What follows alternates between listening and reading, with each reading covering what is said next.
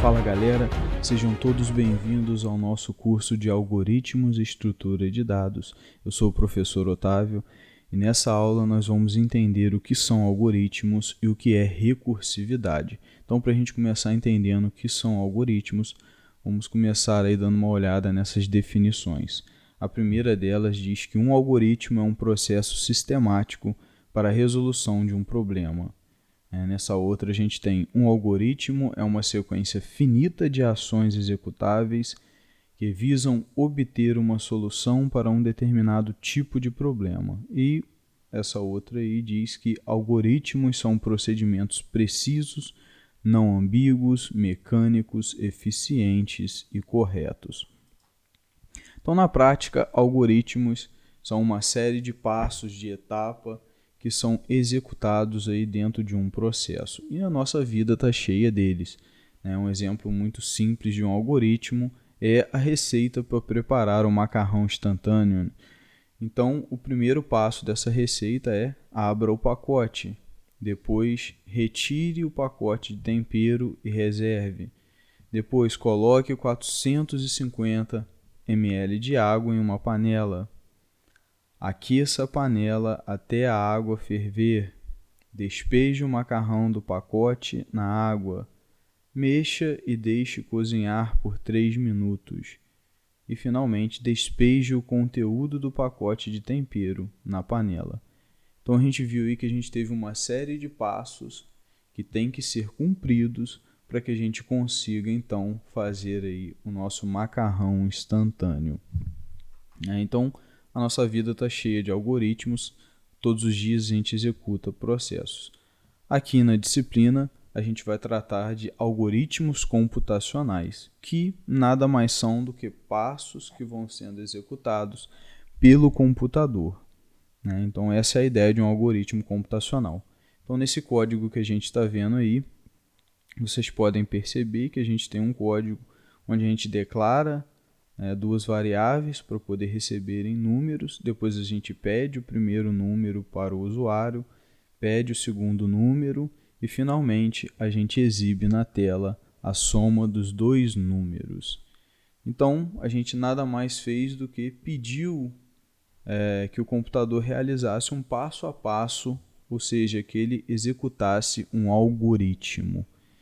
Então isso é um algoritmo computacional.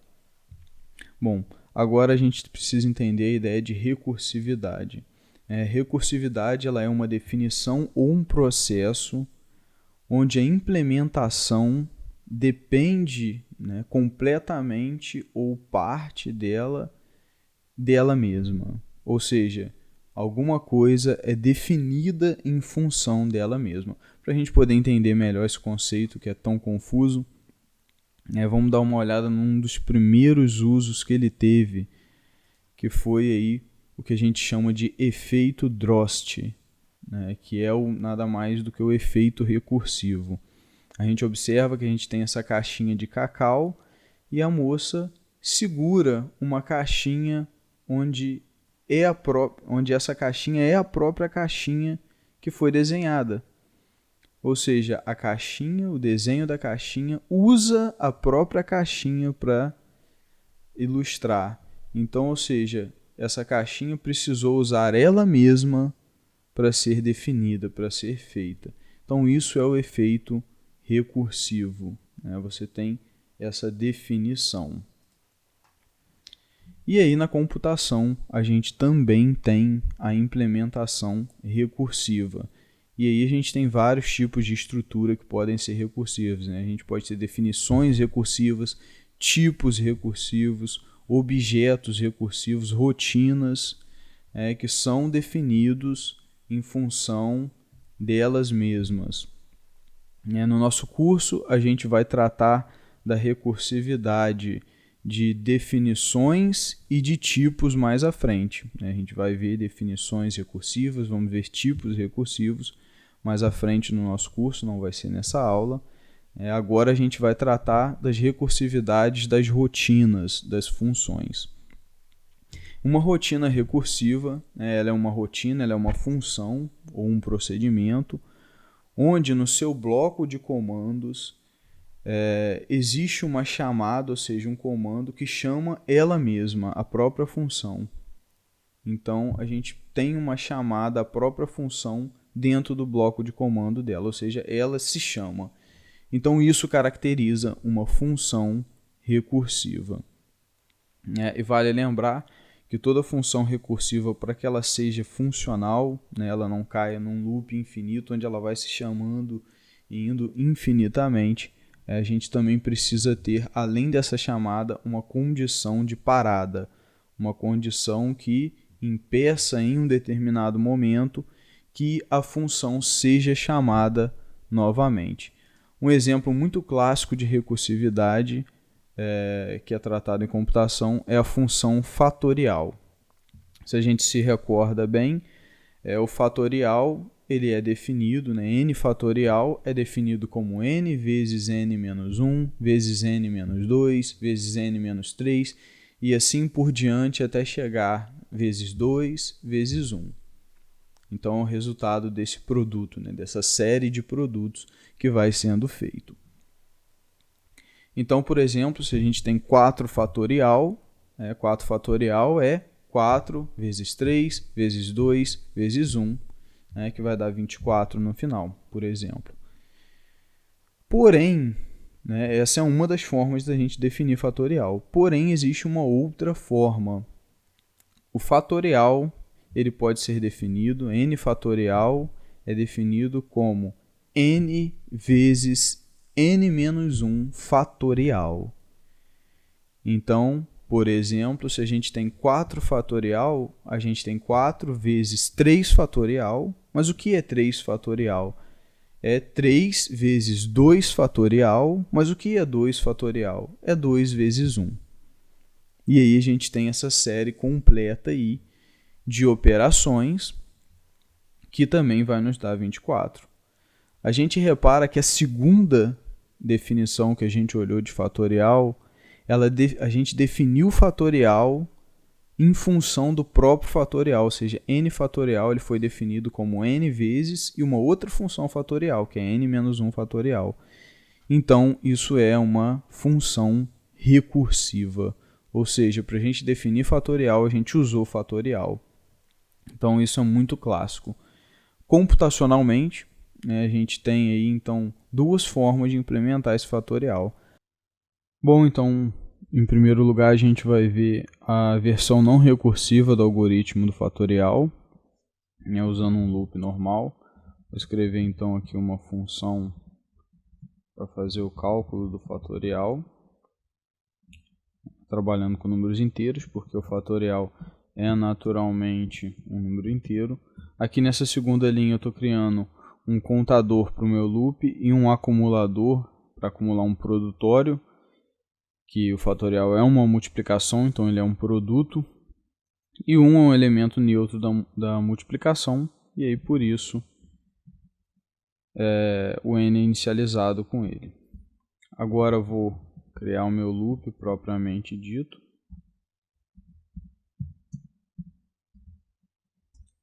E aí, dentro desse loop, eu vou efetuar aí as operações. A ideia desse loop é muito simples, eu vou começar o i no número que eu desejo calcular o fatorial. Então, se o número que eu quero calcular é 3, o i começa valendo 3, ele passa na condição que ele é maior que 0, 3 vezes 1, o i é 3 vezes o n, que agora está valendo 1, dá 3, jogo no n. Beleza, diminuo 1, rodo novamente o loop, e aí agora i vale 2, e 2 vezes 3, 6, porque o n estava valendo 3 e o i 2, então 2 vezes 3, 6, n agora vale 6, rodo novamente, agora o nosso i vale 1, e i continua sendo maior que 0, 6 vezes 1, 6, n vale 6, diminuir, agora nosso i vale 0, i já não é mais maior que 0, eu termino aqui. Então, o fatorial de 3 é 6. Então, essa é a dinâmica por trás do nosso código de fatorial. Fazendo um teste rápido aqui para ver se realmente a coisa funciona. Vamos imprimir na tela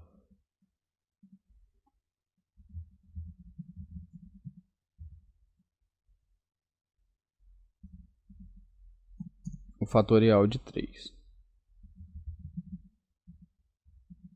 Chamo aqui a função. Vou só colocar aqui em cima a biblioteca para que eu possa usar a função. E vou mandar rodar o meu código. Ok, fatorial de 3 é 6. Então a gente viu que funcionou muito bem. Vamos agora definir o nosso fatorial recursivo. Bom, o fatorial recursivo, como a gente viu, ele precisa, uma função recursiva, ela precisa usar a própria definição dela. Então a gente vai usar aquela definição recursiva que a gente acabou de ver. O primeiro passo da nossa função recursiva é definir a condição de parada. E nesse caso, a minha condição de parada é 1. Então se o número for igual a 1, e aí que eu vou botar menor ou igual só por questão aí de boa prática, mas poderia ser igual a 1. Eu chego então no meu caso base, a minha condição de parada. Eu retorno 1, porque o fatorial de 1 é 1 mesmo. Então não tem muito o que fazer. E depois, o que eu faço? Mas e caso não for 1? Né? Porque esse return, ele encerra a função. Mesmo que tenha algo escrito abaixo dele, não vai ser executado. Mas se ele não entrar nesse if, quer dizer que a gente tem um número maior. E aí a gente usa a definição recursiva, que é o próprio número vezes o fatorial do número menos 1. Então, observa-se nitidamente, que a gente usou a definição, n vezes o fatorial de n menos 1. E aí a gente programou, isso recursivamente. Toda vez que a função chegar aqui, ela vai voltar aqui em cima, sucessivamente, até atingir a condição de parada, e depois ela vai efetuando os cálculos. Fazendo o teste aqui para ver se a coisa vai funcionar. Por preguiça, vou trazer esse código daqui para cá. A gente já repete o teste rapidamente. Só declarar a biblioteca aqui.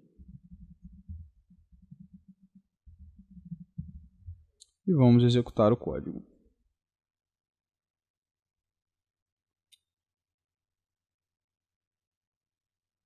Fatorial de 3 é 6.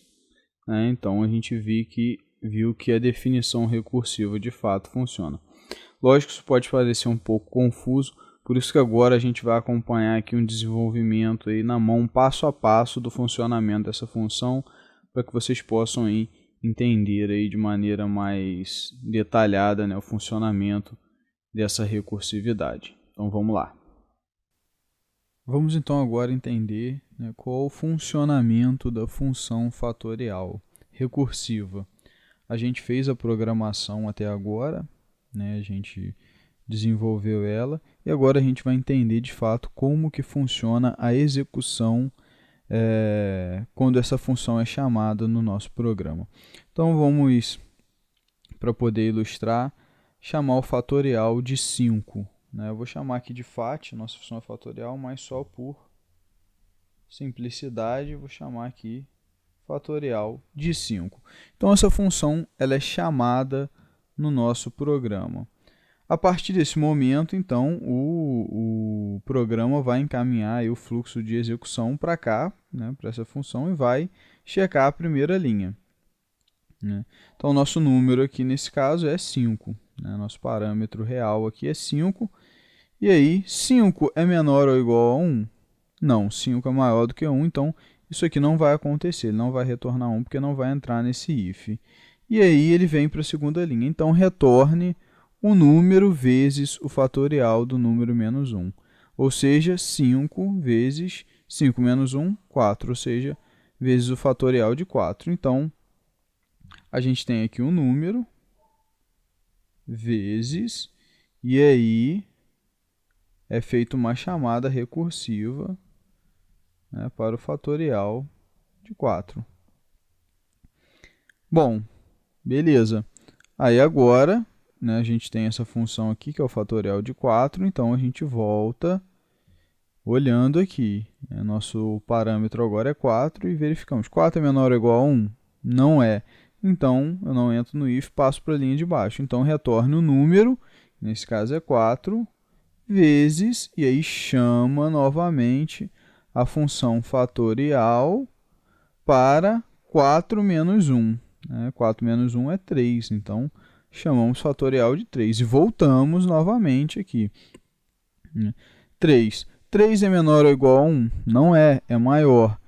Logo, então, caímos na segunda linha, retorne 3 vezes o fatorial de 3 menos 1, que é 2.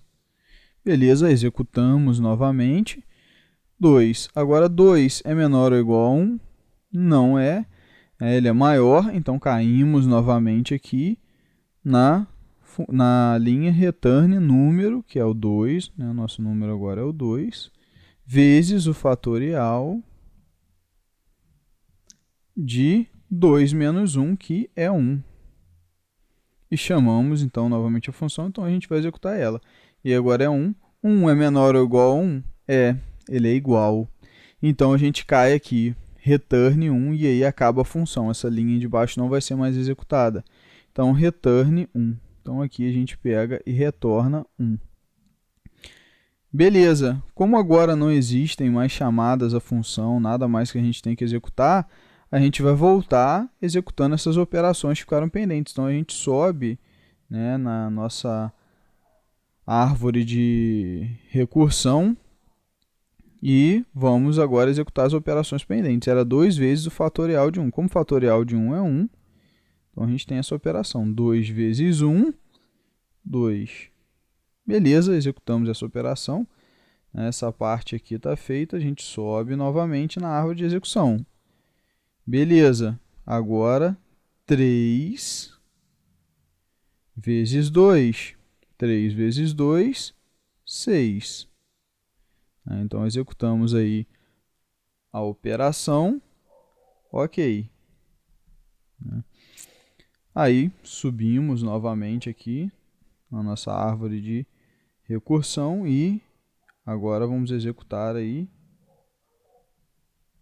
4 vezes o resultado fatorial de 3, que deu 6. Então, 4 vezes 6, 24. Ok. Então, essa parte aqui está pronta. Subimos novamente na árvore de execução. Né, e agora a gente vai fazer essa primeira operação aqui. 5 vezes 24. Eu não sei de cabeça, então vou executar a conta aqui rapidamente. 4 vezes 5, 20.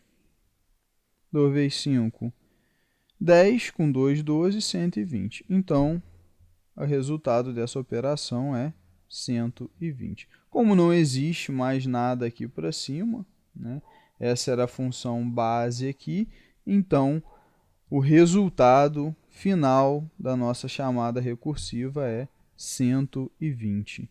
Então, esse é o comportamento de uma função recursiva. A gente vai tendo aí chamadas a funções e a parte da operação vai ficando pendente.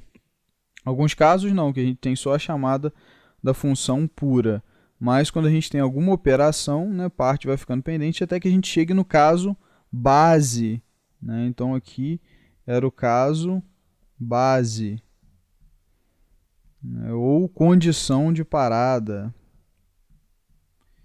Então, quando a gente atinge, né, o nosso caso base ou a nossa condição de parada, a gente, então, não tem mais chamadas recursivas e aí a gente segue resolvendo as operações que ficaram pendentes e retornando, né, os resultados uma para outra até que a gente consegue compor o resultado final, que nesse caso era o fatorial de 5, que deu 120. Beleza, galera? Então, esse é o funcionamento do fatorial recursivo. Bom, agora que a gente já entendeu como funciona o fatorial, a gente vai agora entender, né, um outro problema que é naturalmente recursivo, que é um problema conhecido como quebra-cabeça de Hanoi, ou como é chamado, as torres de Hanoi. O objetivo desse jogo, né, desse puzzle, é transferir todos os jogos da torre A para a torre B. Ou seja, colocando eles da mesma forma, nessa forma aí de pirâmide, né, os discos maiores embaixo, conforme eles vão ficando menores ao topo. Então o objetivo do jogo é esse. Só que a gente precisa usar a torre C, né, como auxiliar para fazer essa tarefa. Só que a gente tem duas regras nesse jogo. Só um disco pode ser movido por vez. Então eu não posso pegar uma pilha de discos e colocar do lado. E nunca um disco maior pode ficar sobre o menor, inclusive na torre auxiliar. Então a gente não pode nunca botar um menorzinho e ir lá por cima e botar um maior. Essa é a regra do jogo. E a gente vai ver que esse problema, né, tem uma solução naturalmente recursiva. Né? Mas antes disso, vamos entender aí mais ou menos como esse jogo funciona, né, resolvendo aí o quebra-cabeça de Hanoi para 3 discos. Vamos lá. Bom, galera, então esse é o quebra-cabeça de Hanoi. Tá aqui o joguinho. Aqui está um pouco diferente, né, a posição. No nosso caso aqui, essa é a torre A, essa torre do final que é a torre B, que é de destino, e a torre C, ela que está ao centro, ela é a torre auxiliar. Então está diferente, um pouquinho diferente daquele esquema que a gente mostrou, mas a ideia é a mesma. Bom, então a ideia é transferir todos esses discos aqui para essa torre, a torre B. E aí, como a gente vai transferir, a gente tem que cumprir aquelas regras, né? A gente não pode transferir todos os discos de uma vez, tem que ser um a um. Um disco maior não pode estar sobre um disco menor. Então vamos lá. Primeiro passo, então, vou transferir esse disco para cá. Reparem que eu não posso botar o vermelho por cima, ó. Ele vai voltar, ó, porque é proibido, isso é um movimento proibido. Um disco maior não pode ficar em cima de um disco menor, então eu tenho que usar a torre auxiliar, né, e passar ele para cá. Eu também não posso passar o disco azul nem para cá, nem para cá, ele não vai aceitar porque é um movimento proibido. Então eu tenho que fazer outra jogada, vou passar o amarelo para cá. Agora sim eu boto o disco da base lá para o destino, e aí eu já fiz um avanço, agora eu já tenho meu disco que eu quero ele da base aqui no destino, falta transferir esses dois para cá. Então, eu até poderia passar o amarelo para cá, ó. Eu vou passar aqui rapidinho, vocês vão ver que... Só que vocês vão ver que tem um problema, né? Tem um porém.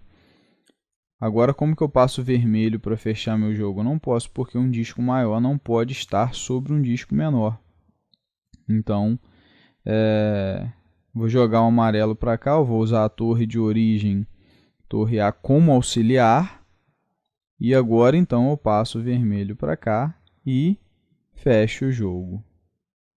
E aí eu terminei meu jogo. Então, é assim que a gente resolve um quebra-cabeça. Repare que a gente acabou usando um movimento a mais, né? Esse lance de eu passar o amarelo errado e depois ter que voltar com ele, a gente acabou usando um movimento a mais do que o necessário, bastariam 7 movimentos, a gente usou 8. Mas, de modo geral, para a gente entender o funcionamento do jogo, né, é assim que ele funciona. Bom, agora que a gente já entendeu mais ou menos como o joguinho funciona, né, vamos entender aí a ideia por trás do algoritmo recursivo. Bom, o conceito recursivo para resolver, né, esse puzzle é mover, né, os n-1 discos. A gente tem um disco da base, mover os n-1 discos para a torre C, que é a torre auxiliar. Depois a gente move o disco da base para a torre B, que é a torre de destino. E finalmente a gente pega os outros n-1 discos que que estão na torre C e volta para a torre B. Lógico que dá a impressão que a gente está movendo, né, um monte de discos de uma vez, e a gente viu que isso é proibido pela regra. Só que a sacada está justamente aí. Porque a gente tem um disco da base, a gente vai, né, mover os outros discos lá para a torre C. Só que essas etapas para mover essa pilha de discos, né, exceto da base para a torre C, ela vai ser quebrada em vários outros passos recursivos. Ou seja, a gente vai dizer, né, vai entender que tirando o disco da base a gente tem uma outra torre de Hanoi com menos discos ali e a gente precisa resolver ela. E assim sucessivamente. Depois a gente vai ter uma menor ainda, uma menor ainda, uma menor ainda, até chegar numa que tem um disquinho só, e aí a solução é simples, a gente passa.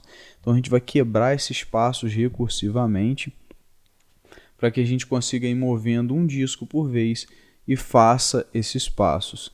Então, com isso a gente consegue escrever um algoritmo computacional que resolve esse jogo. Então vamos entender aí qual é esse algoritmo computacional.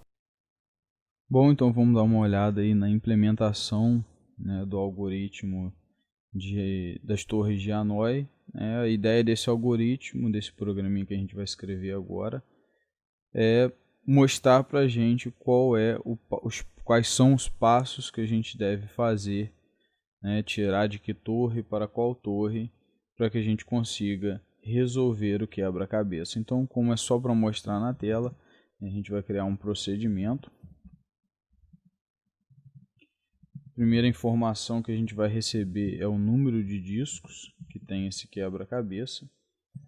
E vai ter um caractere de identificação, né, para a torre A, outro caractere de identificação para a torre B, outro caractere de identificação para a torre C. Então a ideia aqui é transportar todos os discos da torre A para a torre B usando a C como auxiliar. Então a nossa condição de parada vai ser quando o número de discos zerarem. Então, enquanto o número de discos for maior do que o zero, a gente vai rodar o algoritmo. Quando a gente não tiver mais disco, a gente atinge a nossa condição de parada. E o primeiro passo, né, desse algoritmo é chamar o próprio algoritmo de Hanoi novamente. E aí dessa vez a gente quer transferir, lembra que a gente tinha visto no esquema, que a gente deseja transferir todos os discos, exceto o disco da base, só que usando as regras de Hanoi. E aí então a gente quer transferir os n-1 discos, né, da torre A para a torre auxiliar, usando a torre B como auxiliar aqui. Então a ideia é transferir tudo para a torre C, usando a B como auxiliar se necessário. E aí a gente imprime então o passo.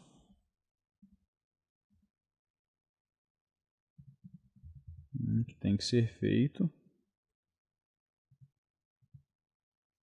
Vamos imprimir o caractere para indicar de que torre a que torre a gente quer que seja movido o disco. Dá uma pula linha aqui e a gente imprime, né, a torre A para a torre B. Porque nesse caso a gente está transferindo o disco da base. Aqui em cima o que a gente fez? Transferiu todos os discos, exceto a base, para a torre C. Lógico que isso vai se quebrar em subpassos, a gente já vai ver como que isso acontece. Depois a gente transfere o disco da base da torre A para a torre B.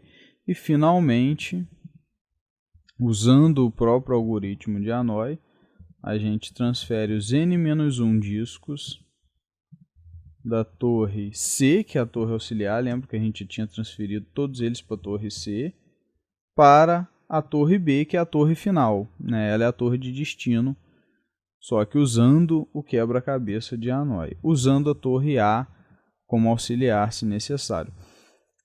E esse é o algoritmo, né? Então essa é a ideia, a gente transfere usando recursivamente, ou seja, tira o disco da base e transfere todos os outros discos usando as regras de Hanoi para a torre auxiliar. Depois pega o disco da base, não tem mais disco nenhum em cima dele, e transfere para a torre B. Depois pega a pilha de discos e vai transferindo-a recursivamente da torre auxiliar para a torre de destino, que é a torre B, e no final a gente tem todos eles colocados. Então, esse é o algoritmo pronto. A gente consegue aí ver nitidamente que essa é a lógica de funcionamento. Então, vamos agora testar aqui esse algoritmo para a gente entender e verificar que de fato ele funciona. Vamos chamar ele aqui, Hanoi. Vamos fazer aqui para 3 discos. Vamos passar o caractere da torre A como A mesmo, da torre B como B mesmo, e da torre C como C mesmo. Beleza? Vamos incluir a biblioteca aqui para podermos utilizar printf e vamos executar o código. E aí ele lista para a gente todos os movimentos que são necessários aí para a execução do quebra-cabeça. Então essa é a sequência de movimentos. Eu tenho que tirar o disco do topo da torre A para a torre B, depois da torre A para a torre C e assim sucessivamente. E no final eu tenho o algoritmo resolvido. Experimentem testar aí, peguem um joguinho das torres de Hanoi e experimentem e confiram se realmente ele vai promover o caminho correto. Bom, claro, esse é um algoritmo, a gente viu, funciona, beleza? Mas vamos agora então entender melhor o passo a passo de como isso tudo acontece, de como essa mágica, essa coisa mística acontece e como ela funciona. Vamos acompanhar aí. Bom, pessoal, então vamos entender o funcionamento do nosso algoritmo para resolver o quebra-cabeça de Hanoi. Esse mesmo que a gente acabou de estudar, ele está aqui em cima. E ele é o algoritmo que lista para a gente quais são os passos que a gente tem que fazer para resolver o quebra-cabeça. Então vamos começar aí a entender. Eu vou chamar aqui de Hanoi. A gente vai fazer aí para 3 discos. Então aqui a gente tem 3, torre A, torre B e torre C. Bom, então vamos começar a execução do algoritmo. Aqui a gente tem um número de discos é maior que 0, a nossa condição base é essa. Quando o número de discos ele for 0, o algoritmo é encerrado. Como não é o caso, nosso número é 3, então a gente vai para a primeira linha. A primeira linha ela faz o quê? Ela já chama de novo a função de Hanoi. Então a gente tem aqui já uma outra chamada à função de Hanoi, pegando aqui o número de discos menos 1. Então 3 menos 1, 2. E aí agora, observem que agora ele vai passar da torre A para a torre auxiliar. Então a nossa torre de destino agora vira a torre C. Então vamos lá, atenção agora. Na torre A ela é o A mesmo. Percebam a posição. O A está na torre A, o B está na torre B e o caractere C na torre C. Agora eu passo aqui no lugar do B, nesse parâmetro do lugar do B, eu vou passar o que está na torre C. Então eu passo aqui o caractere C, que é a torre auxiliar. Vou mandar dessa para essa. Ok. Agora a gente passa aqui finalmente a torre B. Então vem para cá o caractere B que está na posição aqui acima. Beleza, encerramos aí nossa chamada. E aí, como a gente chamou uma função recursiva, a gente não continua nessas duas linhas aqui, a gente tem que entrar na função novamente. E aí vem a pergunta, né? Número de discos é maior que 0? É 2. Então, a gente vem para a primeira linha que chama novamente a função. Então, número de discos é 2 menos 1. Então, 2 menos 1, 1. Ok? E aí, agora, ó, atenção, vamos passar aí da torre A na torre A mesmo. Agora, o que está na torre C. O que está na torre C, né, na chamada anterior, na chamada que está acima dele, é o B. Ó, o B que está na posição da torre C, ó, a última posição, o B está na última posição também. Então, aqui o B vem para cá. Ok? E a gente coloca no último parâmetro que está na torre B, que nesse caso é o caractere C. Beleza, chamamos aí a função recursiva de novo, né? E aí a gente verifica, né? O número de discos é maior que 0? É, porque é 1. Então, o que a gente faz? Ó, primeira linha de novo. Chama ANOI para 0, né? Que é o número de discos 1. 1 menos 1, 0. E aí, beleza, torre A. Ok. Aí vem aqui o que está na torre C, então vem o caractere C. E vem o que está na torre B, que é o caractere B também nesse caso. Sempre casando as posições, tá? Então aqui está a posição da torre A, torre B e torre C. Então aqui é a posição da torre A, da torre B e da torre C. Então torre C, como aqui está no segundo parâmetro, vem o C. E a torre B, como está aqui no segundo parâmetro, vem aqui para o final, né, que está sendo passado aqui. Ok, chamamos novamente a função aí da torre de Hanoi. E aí, a gente verifica aqui. O número de discos é maior que 0? Não, nesse caso é 0. E como é 0, ele não entra nesse if, ou seja, a função vai terminar, não vai fazer nada, né? Então, essa função morre aqui. Beleza. Agora que essa função morreu, eu subo na árvore de execução, né, na árvore de recursão, e aí venho para a segunda linha dessa função aqui, ó, que é imprimir o movimento. Então, vou reservar aqui esse espacinho aqui para a gente deixar impresso os movimentos. Então, eu vou mover agora de A para B. Quem que é o meu A aqui? É o A mesmo. Então, vou mover aqui de A para... E quem que é o meu B? É o B mesmo. Então, o primeiro movimento é de A para B. Então, beleza. Executamos essa linha, matou. Agora eu vou para a terceira linha, que também é uma chamada recursiva. Então, nesse caso, a gente tem uma segunda chamada recursiva. E aí a gente vem, né, executar ela. Hanoi. Número de discos menos 1, 1 menos 1, 0. E aí, o que a gente faz? Pega e passa agora, ó, o primeiro agora é a torre C. Então, olhamos aqui, ó, quem está aqui na torre C é o C mesmo. O segundo parâmetro é a torre B, que nesse caso aqui é o B mesmo. Segundo, desconsiderando o número de discos, né, claro. E o terceiro é a torre A, que nesse caso é o A mesmo. Ok, fizemos a chamada recursiva. Aí a gente vem, né, chegamos aqui e chamamos essa função. Então a gente chama e aí a gente verifica aqui, ó, número de discos é maior que 0? Não é. E como não é, a função termina, porque não entra nesse if, já vem para o final direto. E aí, o que aconteceu? Então, a gente sobe, né, faz novamente o caminho de subir na árvore, de volta para a minha função que chamou.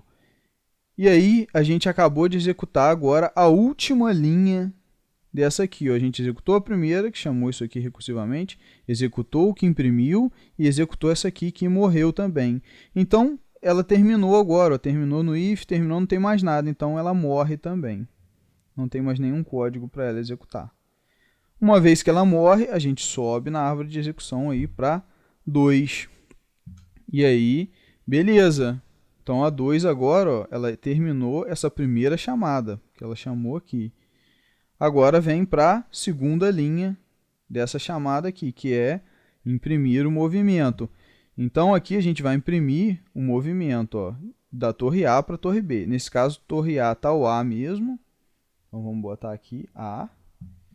E no B está o C. Ó, na posição do B aqui está o C. Então, o segundo movimento necessário é de A para C. Ok.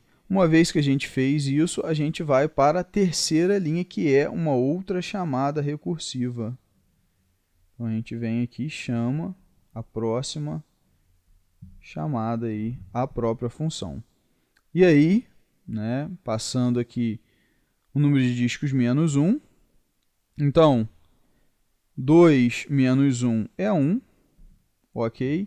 Torre C. Então, quem está aqui no lugar da torre C? O B. Então, a gente coloca aqui. Depois, torre B, ou seja, quem está no lugar aqui é o C. E, finalmente, torre A. Então, o A vem aqui para a última posição. Beleza, nós temos, então, mais uma chamada aqui. Vamos chamar novamente. Agora a chamada é para 1. 1 é maior que 0? É. Então, o que acontece? Ó, a gente chega e chama novamente aqui a NOI para 0, porque é 1 menos 1, 0. Nesse caso aqui, 1 menos 1, 0. Então, passei aqui, beleza. Agora, torre A, quem está no lugar da torre A é o B. Beleza, vem aqui agora torre C, que é o A. O A que está aqui no finalzinho, no lugar do C. E a torre B, que é o C que está aqui. Beleza, vamos chamar então essa função. Chamamos a função, número de discos é 0. 0 é maior que 0? Não é. Né? Então, não vai entrar nesse if, 0 é igual a 0. Então, não vai executar nada nessa função, essa função morre. Então, aqui a gente já viu que quando a gente tem o ANOI de 0, né, a gente não vai ter execução nenhuma, porque nem vai entrar nesse if.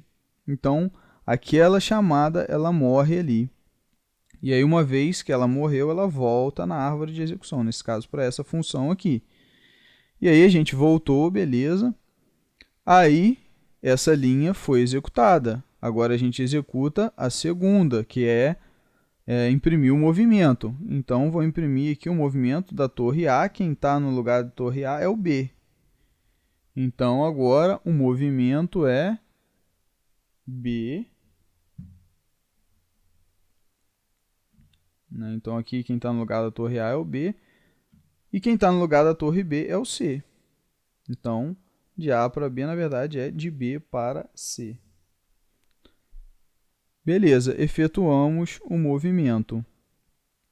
Agora que a gente já efetuou, a gente terminou essa linha, a gente vai para a terceira linha, que é a chamada, né, a função novamente.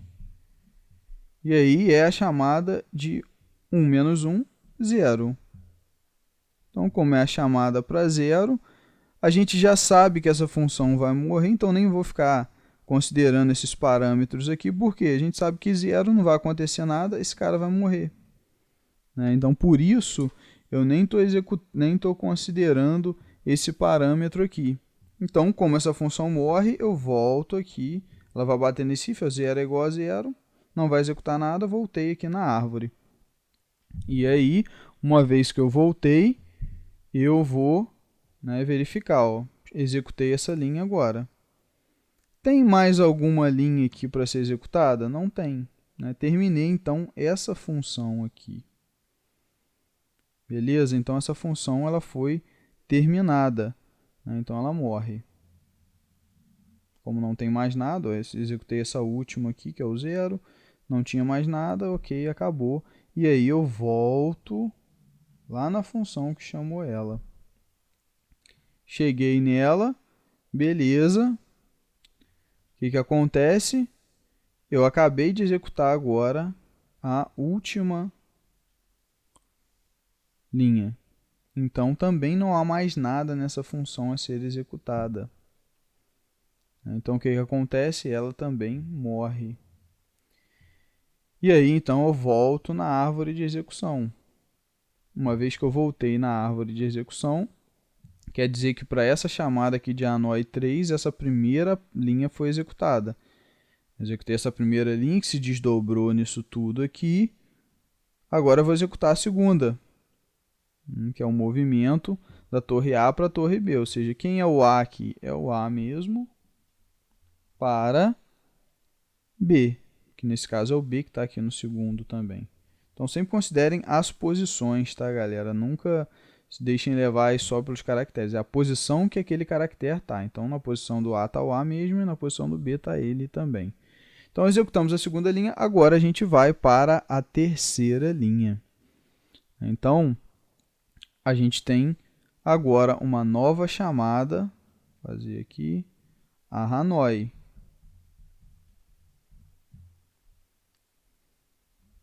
Agora, o que a gente faz? O número de discos menos 1, então 3 menos 1, 2. Beleza. Agora que a gente tem 2, a gente vai mapear as posições nos parâmetros. Ó, torre C é o C aqui. Torre B é o B mesmo nesse caso. E no final, torre A, que é o A mesmo nesse caso.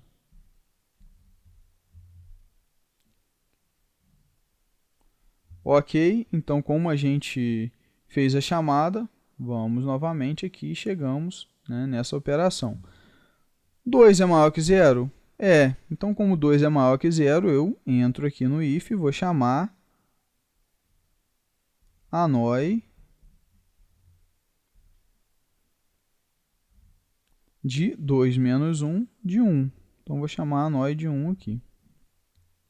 E aí, vou chamar anói de 1 passando, né, direitinho. Ó. Torre A, então, quem está no lugar da torre A é o C. Torre C, que aqui quem está é a torre A. E, finalmente, torre B, né, que nesse caso é o B mesmo. Então, beleza, fizemos a chamada. Então, chamamos novamente aqui a anói agora de 1. 1 é maior que 0? É. Então, chamamos a primeira linha de novo. Anói. Só que agora a anói de 1 menos 1, anói de 0. E aí, como a gente tem anói de 0, não importa como vão ficar separando, porque a gente sabe que quando a gente executar anói de 0, ó, 0 é maior que 0? Não, então nem vai entrar no if, a função morre. Quando a função morre, a gente volta aqui para a função de cima. E aí a gente tem a execução da segunda linha. A gente terminou da primeira, que morreu, e a gente vem para a segunda linha. Beleza. Imprima o movimento. Torre A para torre B. Então, nesse caso aqui, A é o C, que está na posição ali da torre A. E quem está na posição da torre B é o A. Então, de C para A é o próximo movimento. Executei essa linha, que foi a impressão. Executo agora a última, que é anói de 0 também, né, porque 1 menos 1, 0. Então, a gente sabe, não importa quem vai ficar aqui, porque esse cara vai morrer também, não vai executar nada. E vamos voltar na árvore de execução. Existe mais alguma linha aqui? Não. Então, essa função também morre, né? Nós já executamos tudo que tinha para fazer nela. E voltamos aqui na árvore de execução para essa de 2. E aí, a gente acabou de executar essa primeira linha agora. Agora, a gente vai para a segunda, que é a impressão. Então, imprima da torre A para a torre B. Então, quem está no A aqui é o C. Então, a gente tem aqui de C para, e quem está no lugar do B é o B. Então, de C para B é o próximo movimento. Ok, imprimimos. Agora a gente vem nessa chamada para a última linha, que é novamente uma chamada a Hanoi. Então, vamos chamar aqui, ó, Hanoi de número de discos, que é 2, menos 1, então 1. E aí, torre C, quem está na torre C é o A nesse caso. Torre B é o B mesmo, nesse caso que está ali na posição do B. E no final, torre A, que é o C. Então, beleza. Fizemos aí a nossa chamada e executamos novamente. Hanoi de 1 agora. 1 é maior que 0? É, então chamamos aqui abaixo. A primeira linha, ó. Entramos nessa aqui, que vai ser 1 menos 1, 0. Então, em 0 aqui, a gente viu que quando a gente vai ter o de 0, a gente vai atingir o caso básico, então não importa quem está aqui, se é A, se é B. Por quê? Vai chegar aqui, vai bater na condição, 0 não é maior que 0, a função morre. Aí vem a execução da segunda linha. Então, vamos executar a segunda linha. Mover de torre A para a torre B. Percente C é só o coringa para entrar o valor aqui da torre A e da torre B. Então, quem está na torre A nesse caso, vamos lá imprimir, ó, vou mover então de A, porque é o A que está na primeira posição, ó, no lugar da posição torre A está o Azinho mesmo, e no lugar do B está o B também. Então, vou mover de A para B, né? Fiz o movimento. Ok, uma vez que eu cumpri essa linha, venho para a terceira linha, que é chamar Hanoi de 1 menos 1, 0. Não me interessa quem está aqui, porque eu sei que eu vou bater na condição, essa função vai morrer e não vai fazer nada. Bati na condição de parada, no caso base, acabou.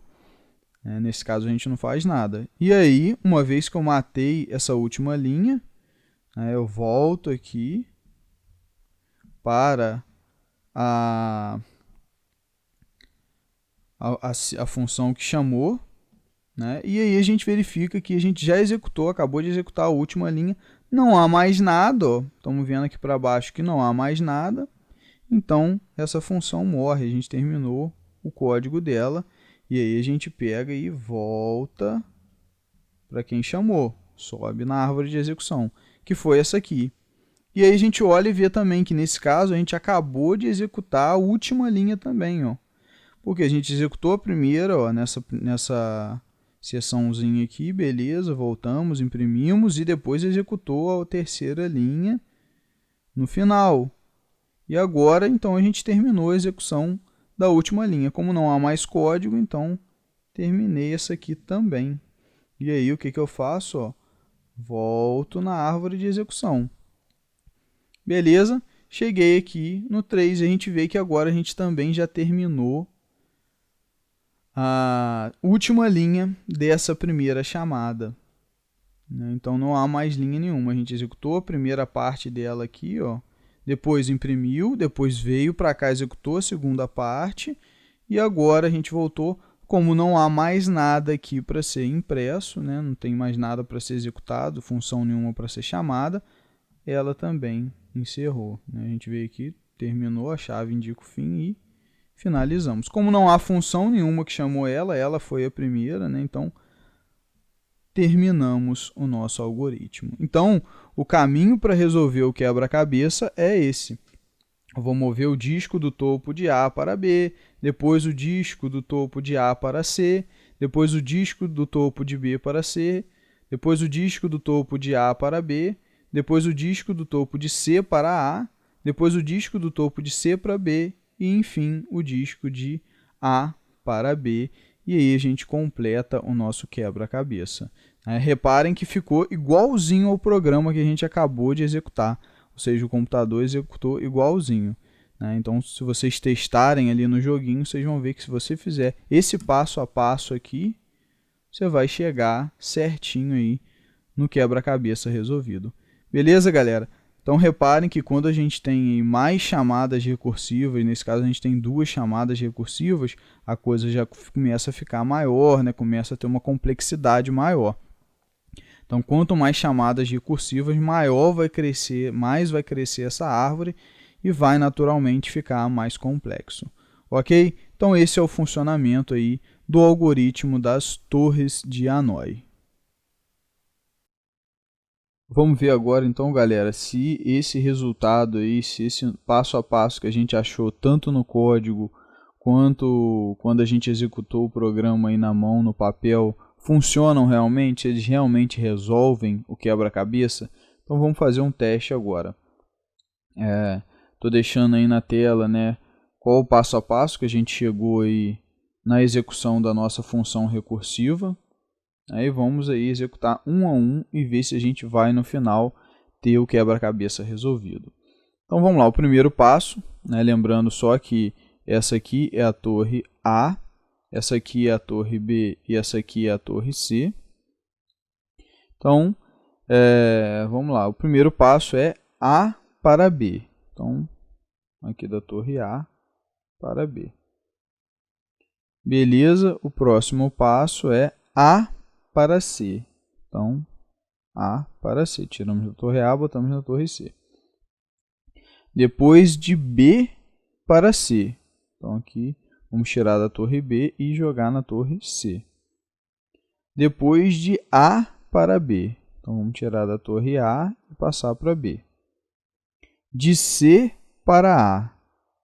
Então, vamos tirar aqui da torre C e passar para a torre A. De C para B. Então, vamos tirar da torre C e passar para B. E, finalmente, de A para B. Vamos tirar da A e passar para B. E aí está resolvido o nosso quebra-cabeça. Então, a gente reparem que realmente funciona e a gente usou realmente o mínimo de movimentos possíveis. Então, essa função recursiva ela dá para a gente o mínimo de movimentos possíveis para resolver o jogo. Então, a gente tem os movimentos que a gente precisa, né? O número mínimo é 7 e a gente usou aqui 7. Então, esse algoritmo também nos dá a mínima quantidade de movimentos, ou seja, ele não dá nenhum movimento desnecessário, movimento errado que a gente vai fazer e depois vai ter que recuperar fazendo uma outra jogada, né, um outro movimento. Ele já dá os movimentos certinhos, de maneira que a gente consiga montar o quebra-cabeça no menor tempo possível. Beleza, galera? Então aí a gente consegue ver, né, que a nossa função recursiva, nosso algoritmo, ele funciona 100%. Bom, galera, nossa aula fica por aqui. Eu espero que todos tenham entendido aí o que são algoritmos, né? O que são algoritmos recursivos, como implementar esses algoritmos, qual a ideia por trás dele. Então espero que tenha ficado claro aí para todos vocês. Um forte abraço a todos e a gente se vê nas próximas aulas.